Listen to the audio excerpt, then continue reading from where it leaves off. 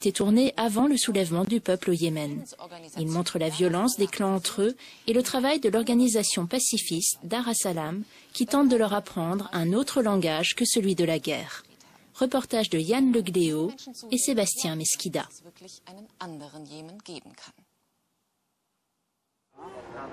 Suneima, une zone tribale au nord de Sanaa. C'est ici qu'il y a quelques mois, Abdou Abou Nasser a perdu son jeune fils de 10 ans, touché par une balle perdue sur le chemin de l'école. Mon fils passait par là quand il a été tué. J'ai retrouvé son corps là-bas, un peu plus bas. Juste là. C'était un conflit entre les tribus de Hali Alaima et Ali Asser. Elles se tiraient dessus. Mon fils était extérieur à tout cela. Il n'avait rien à voir dans cette histoire. Il n'avait jamais pris parti pour l'une ou l'autre des tribus. Il ne connaissait personne. Et la balle l'a touché juste ici, comme vous voyez sur la photo. La balle l'a frappé en pleine tête. Car Allah, c'était mon fils préféré. Je ne sais toujours pas qui l'a tué, et eux non plus ne me connaissent pas. Puis la tribu d'Abdou Abou Nasser a voulu réclamer vengeance, mais une organisation a pu éviter le pire.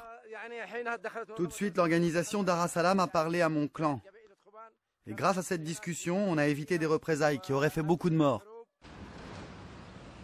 Sanaa, la capitale du Yémen. Dar es-Salam, littéralement la maison de la paix, a installé son quartier général ici, dans une petite rue du centre-ville. L'organisation lutte contre la violence entre tribus et contre cet esprit de vengeance qui gangrène la société yéménite. À sa tête, Abdulrahman al-Marwani, un ancien avocat qui a su gagner le respect des chefs tribaux un peu partout dans le pays. L'homme s'est imposé comme un médiateur indispensable. Il est soutenu par le gouvernement yéménite et par de nombreuses organisations internationales. Aujourd'hui, je vais essayer de réconcilier deux tribus, de les mettre d'accord. Mon objectif, c'est de les amener au dialogue pour éviter que le sang coule.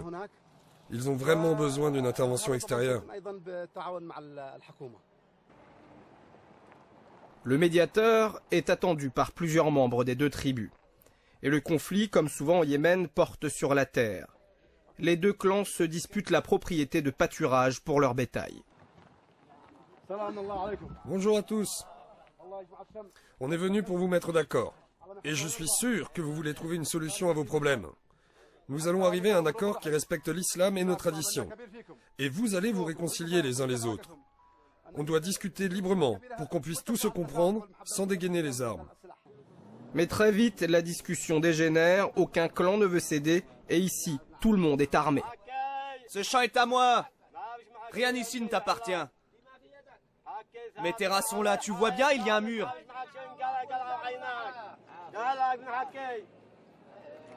C'est à moi, c'est tout, dégage. Ne t'approche pas de moi. Et toi, lâche-moi. Alors, elles sont à qui ces terres? À toi ou à moi? Mais non, enfin, mais ce champ, il est à moi. On est ici pour trouver une solution, pas pour que vous vous battiez. Voilà, mon terrain, c'est celui-là, là-bas. Je change pas d'avis, cette parcelle, c'est à moi. Bon, calme-toi maintenant. Maintenant, donnez-moi votre parole que vous n'allez pas vous faire la guerre. Tu as notre parole. Serrez-vous la main ou on ne part pas d'ici. Et au fil de la discussion, les deux tribus acceptent la médiation de Dar es-Salam. Allez, venez, rapprochez-vous. Non, non, non, non, non, moi je ne suis pas d'accord. Non, non, non, non, non. Allez, tais-toi. Allez, embrassez-vous. C'est fini maintenant.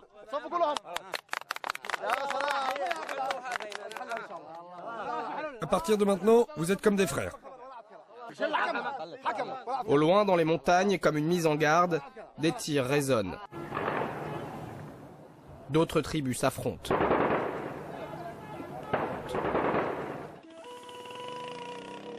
Au Yémen, les armes sont en vente libre. Il y en aurait 60 millions en circulation dans le pays, soit presque 3 armes par habitant.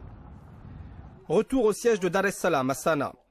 Ici, toutes les confessions sont représentées et dialoguent, et toutes récusent l'extrémisme religieux, l'autre grand combat d'Abdulrahman al-Marwani. Alors, aux côtés des membres de son organisation, il provoque ouvertement les terroristes d'Al-Qaïda.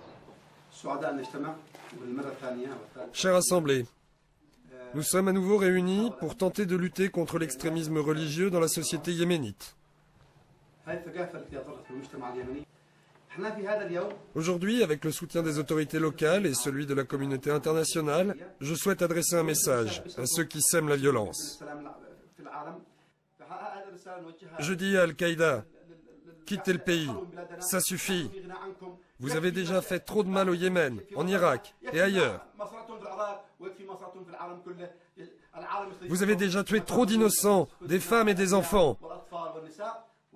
Que Dieu protège les hommes de votre folie meurtrière.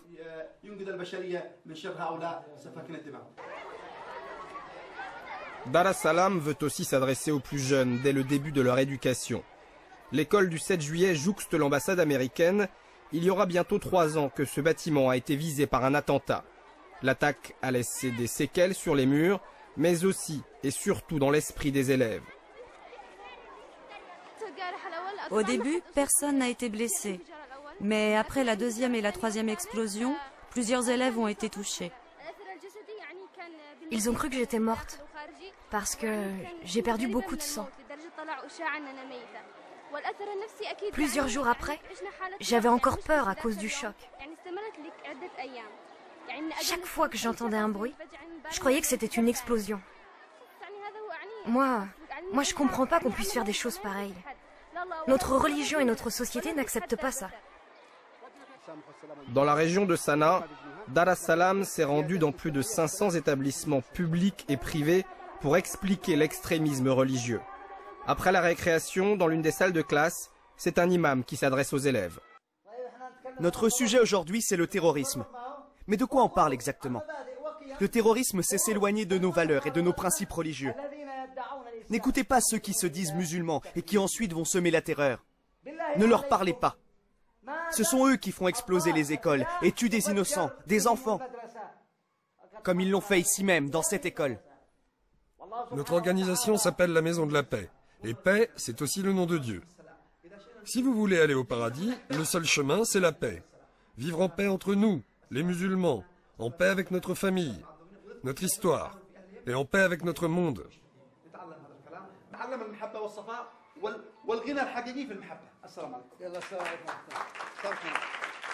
Outre la présence d'Al-Qaïda, le Yémen doit aussi composer avec son système tribal.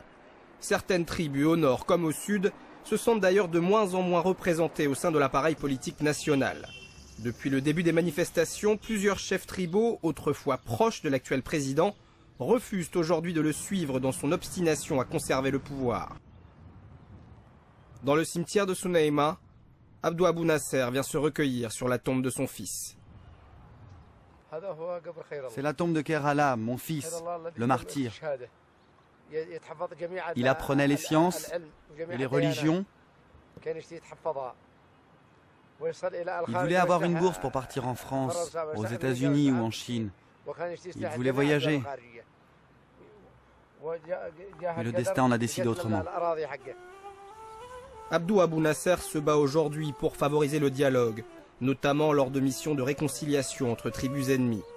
Les mains levées au ciel, il brandit les photos de son fils, comme pour éloigner le spectre de nouvelles violences au Yémen.